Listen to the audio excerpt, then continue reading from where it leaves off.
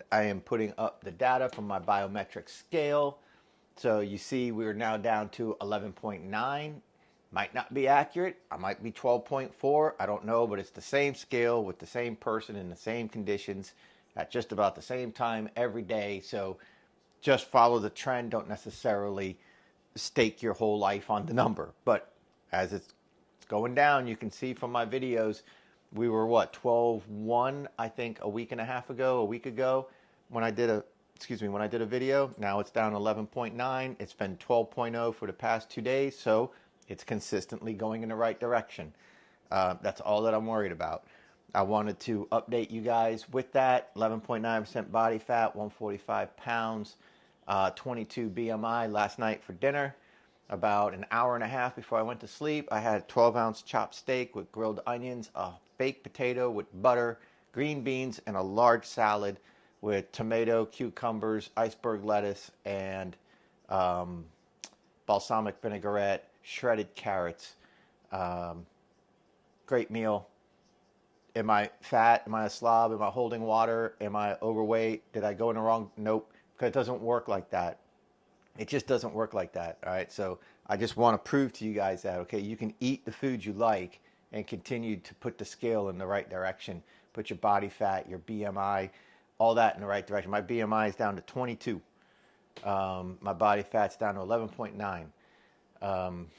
I mean, look yourself. Visceral fat is 5. Subcutaneous fat is low 10s. Body water is up. Protein is up.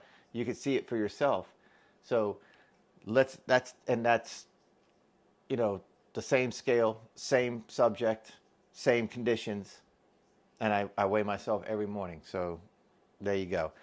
The foods I always eat to obtain my body, my health, my energy, my workout ability, my low body fat, gluten-free pasta, basmati rice, because it's got a little bit more of the macros in my direction that I like. It's got a little bit higher protein, a little bit less carbs. Makes room for more food later. Canned vegetables like green beans, whole eggs, pasture raised, organic, cage free, pasture raised, whatever, organic, egg whites, all types of gluten-free bread. This is a normal staple in my home. I'm always eating this. I will take a gluten-free hamburger bun, slice it in half, put butter on it, fry it in a pan to kind of make it almost like a grilled cheese type textured bread, and then I'll crack a couple eggs and then throw the eggs on top of the bread and serve myself 2 over easy eggs on gluten-free bread, and that'll be breakfast. Maybe wash it down with a banana. But every day I have 2 bananas and a Core Power 42 grams of protein, lactose-free, gluten-free, either chocolate or vanilla protein drink. Usually in my travels, I stop at Parker's. 2 bananas, one of them protein drinks, and a medium black coffee, and it's like $7, and that'll be like my lunch or something after workout something. It depends on my day, on my schedule. But every day this is the staple in my home. Okay, carbs, fruit,